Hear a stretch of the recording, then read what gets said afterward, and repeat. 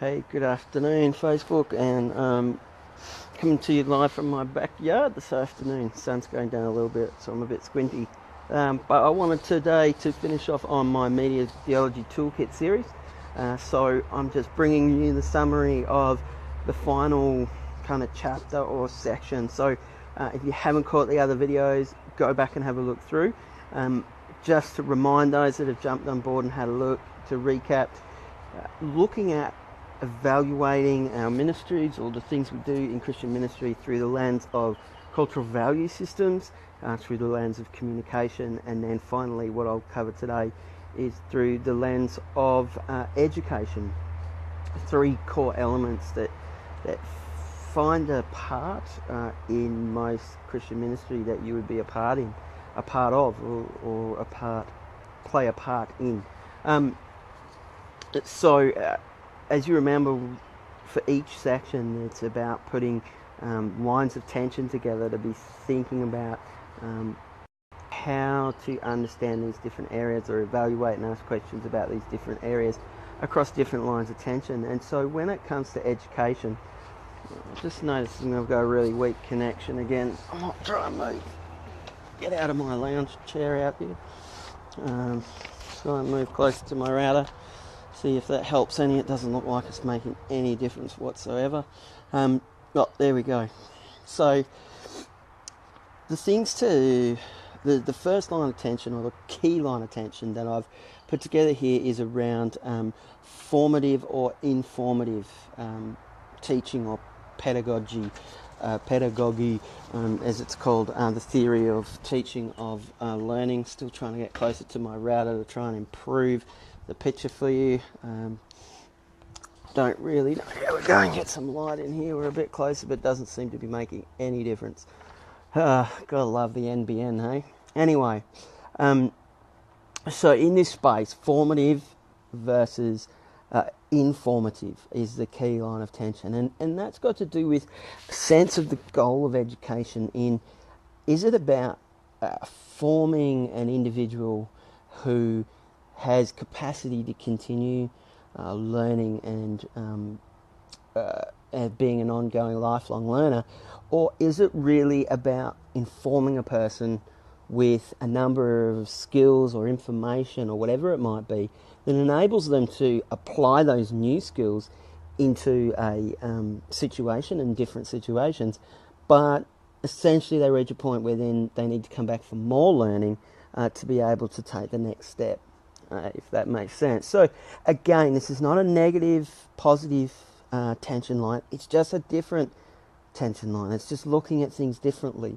There are times when it's really, important that we just need to transfer or impart some information and enable someone to move to another level. And even if that doesn't mean they'll be able to continue to move to levels beyond that.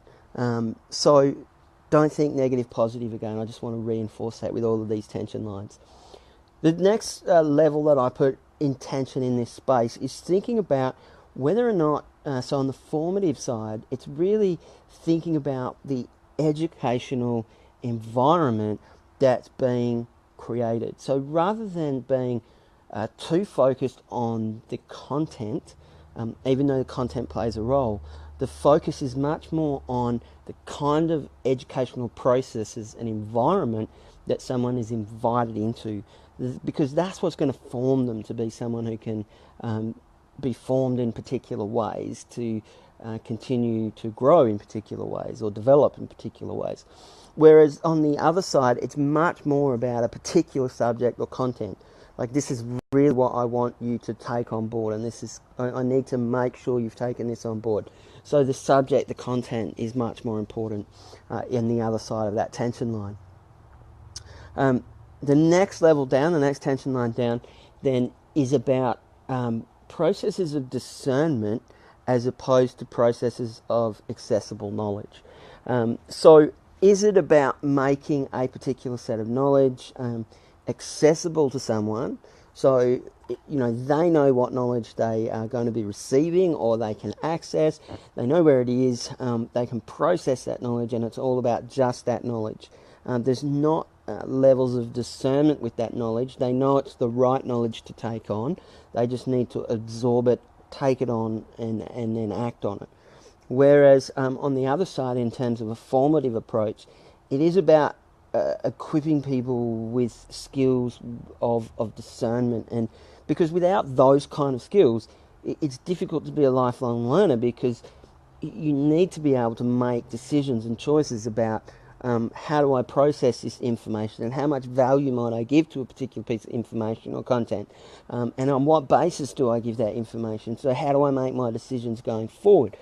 So that's where a more discernment model is about teaching people how to categorize information and put levels to the values of information. So you've got to be able to do that. So for instance, if you're at a university, there's a reason why a university will see more value in a quote from an academic book that's been reviewed by editors and published than something that someone's thrown up on Wikipedia, because there's not the same checks and balances in place around Wikipedia. That's not to say Wikipedia is not a valuable resource or can't be a valuable resource. You just need to understand how to use it and engage with it. So that's that one. And the final one is what I call a praxis theory dynamic, or an operational theory approach. So there's big words. Let me try and simplify that. Pretty much a praxis theory dynamic is about creating a rhythm of action and reflection.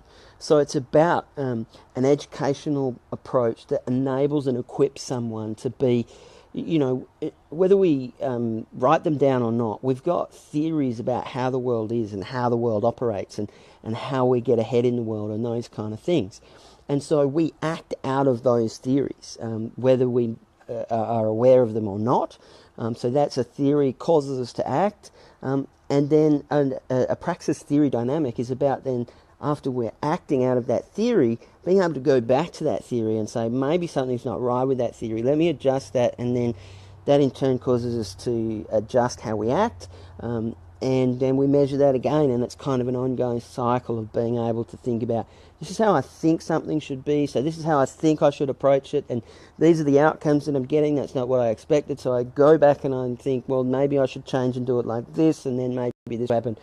So that's on the formative side, forming someone who's capable and able and competent to do that at different levels. An operational theory, on the other hand, is more about saying, look, here is a clear way that we're going to approach this, and this is what you need to do in this sort of situation. So a great example of an operational theory is if you've ever done any kind of first aid training or rescue training or things like that, they don't want you in an emergency situation to kind of be going, I wonder what we should do here. This is what I think we should do. So let's try this. And then, oh no, that didn't work. So let's try something else. Instead, they want you to know, bam, this is what I need to do. This is, I need to check for danger. I need to clear any danger away. I need to check for a response. I need to, so there's a whole process. Now, the people that put that process together, if you've ever done that sort of training, you'll notice that over time you come back and do retraining and it changes and it shifts. And that's because theory is changing how we then operate. And so people are looking at whether or not what's being done is effective and useful, and then they're saying, well, actually, you know what, it would just be better if people did, emergency response in this way. So, look, that's the educational side. It's maybe a little bit more complex, so I hope I've explained that with some level of clarity. Again, if you've got any questions, just throw them in the comments below. Thanks for the feedback that I've been getting. I'm really grateful for that, and thanks heaps for doing that, those that have either sent me some personal messages or commented or given likes and thumbs up. That's the same thing, isn't it? Again, look, tag someone if you think they'd be interested in the Media Theology Toolkit. I'm still working on it. I'm still trying to get it together. I hope to have it finished, realistically it's probably going to be within a month, because I'm still working on putting this last chapter together. But if you want the previous chapters, they're just about, the first chapter of cultural value systems is done, so I can send that to you if you want to have a look at it. And the second chapter is just about done, so I could send that through to you as well. And thanks for tuning in, thanks for dropping by, and tomorrow we'll be on something different, because that's a wrap on my Media Theology Toolkit summary. So I look forward to seeing you then, and if you want me to give my 2 cents on something, drop it in the comments below. You know what to do. All right, have a great evening, and I'll be back tomorrow with another Media Theology broadcast. See you then. Finish button.